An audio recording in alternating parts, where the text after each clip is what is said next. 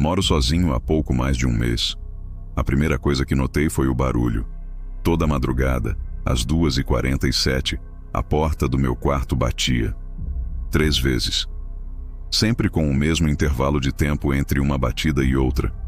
No início, achei que fosse só uma corrente de ar, mas todas as janelas da casa estavam lacradas, sem a menor fresta. A insistência do som começou a me deixar inquieto. Parecia metódico demais para ser o acaso. Um dia, a curiosidade falou mais alto que o medo. Decidi deixar a câmera do meu celular gravando, apontada para a porta, antes de ir dormir. Queria provar a mim mesmo que era apenas o vento ou a madeira antiga da casa trabalhando. Na manhã seguinte, ao pegar o celular, meu coração gelou. Assisti ao vídeo em câmera lenta. Exatamente às 2h47, a porta se moveu, um movimento quase imperceptível, mas que aconteceu 1 segundo antes da primeira batida. Era como se alguém, do outro lado, estivesse empurrando a madeira com cuidado, apenas o suficiente para produzir aquele som seco e ritmado que já me assombrava. Não era o vento. Aquela constatação me deixou em um estado de alerta constante. Durante o dia, eu examinava a porta, a maçaneta, o batente, procurando qualquer explicação lógica, qualquer falha mecânica, qualquer coisa que me tirasse aquela sensação horrível da cabeça. Mas não havia nada.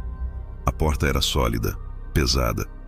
Não se moveria com uma simples brisa. À noite, a ansiedade crescia. Eu me pegava olhando para o relógio, contando os minutos até o horário fatídico, com os ouvidos atentos, esperando pelo som familiar e aterrorizante. O silêncio da casa, que antes era reconfortante, agora parecia pesado, carregado de uma expectativa sinistra. Eu sabia que algo estava do outro lado. Mas o quê? E por que sempre às 2h47? Na noite seguinte, decidi ir um pouco mais longe.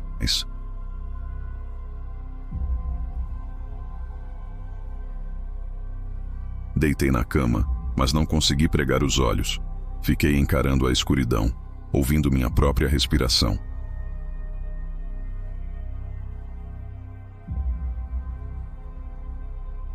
Pela manhã, mal esperei o dia clarear para assistir ao vídeo. Meu estômago se revirou.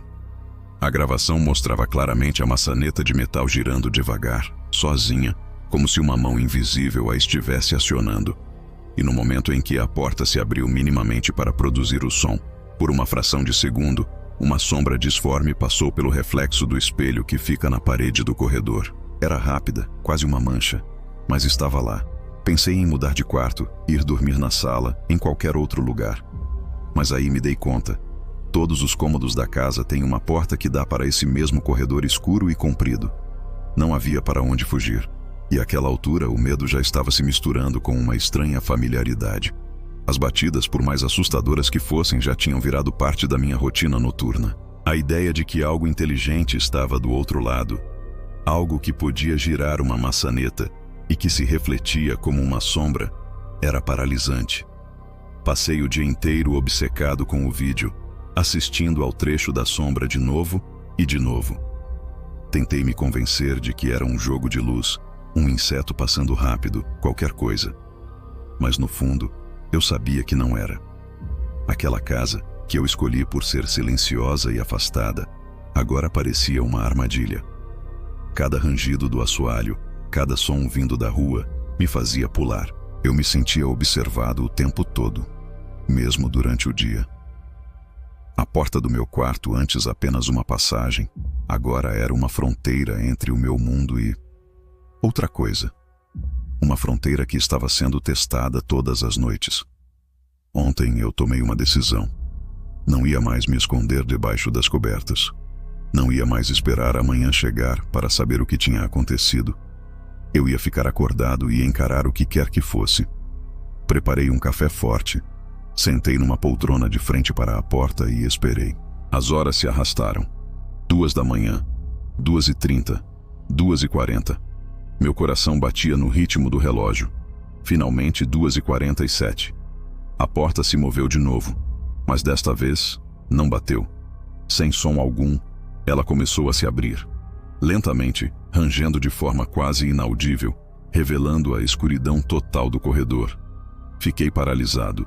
O corredor estava completamente escuro, um breu que parecia engolir a luz do quarto. Mas eu podia ouvir um som leve, rítmico, de respiração, uma respiração abafada, que vinha de algum lugar lá de dentro. Com a mão trêmula, peguei o celular e ativei a lanterna, apontando o facho de luz para o vão da porta. Nada. O corredor estava vazio, apenas o assoalho de madeira e as outras portas fechadas. Por um segundo, senti um alívio imenso. Talvez eu estivesse imaginando coisas. Foi quando voltei a olhar para a tela do celular, que continuava gravando. A porta, que eu tinha acabado de ver aberta, já estava fechada outra vez. Voltei o vídeo alguns segundos e vi. No exato momento em que eu iluminei o corredor, a gravação mostrava uma mão pálida e fina empurrando a porta pelo lado de dentro, fechando-a silenciosamente antes que eu pudesse perceber. A mão veio do meu quarto. O choque me deixou sem ar. A coisa não estava no corredor. Estava comigo, no quarto, o tempo todo. A mão tinha fechado a porta por dentro.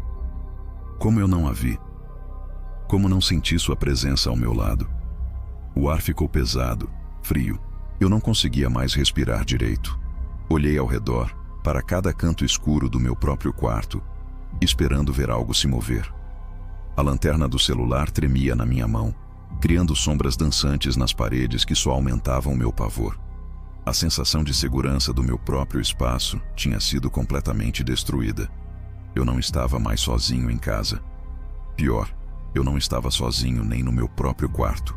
A noite se arrastou, e eu não ousei me mover da poltrona, com os olhos fixos na porta agora selada, imaginando o que estaria esperando do meu lado, no escuro, aguardando o momento certo.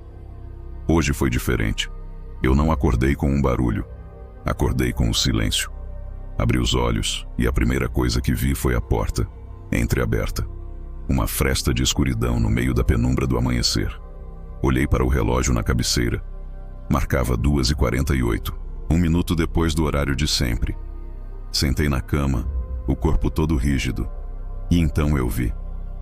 No chão de madeira, perto da porta, havia 3 marcas de dedos escuras, como se alguém com os dedos sujos de fuligem tivesse empurrado a madeira com força, a partir do chão. Com o coração na boca, peguei meu celular para verificar o vídeo da madrugada. A gravação começava normalmente. O quarto vazio, o silêncio. Mas exatamente às 2h47, a imagem cortou. A tela ficou preta, mas o áudio não parou imediatamente. Antes que a gravação terminasse por completo, consegui ouvir uma voz. Um sussurro baixo, rouco, tão próximo ao microfone do celular que parecia estar falando diretamente no meu ouvido. A voz disse: "Agora é sua vez de bater." Desde então, a porta não se fechou mais.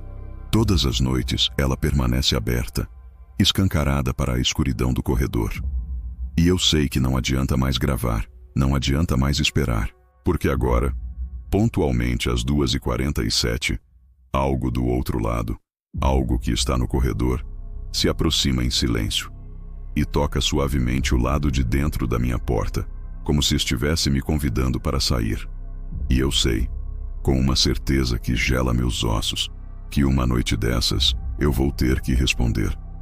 Obrigado por acompanhar esta história até o fim. Se você gosta desse tipo de conteúdo, não se esqueça de deixar o seu like e se inscrever no canal para não perder os próximos vídeos. Fique seguro e, se possível, durma bem.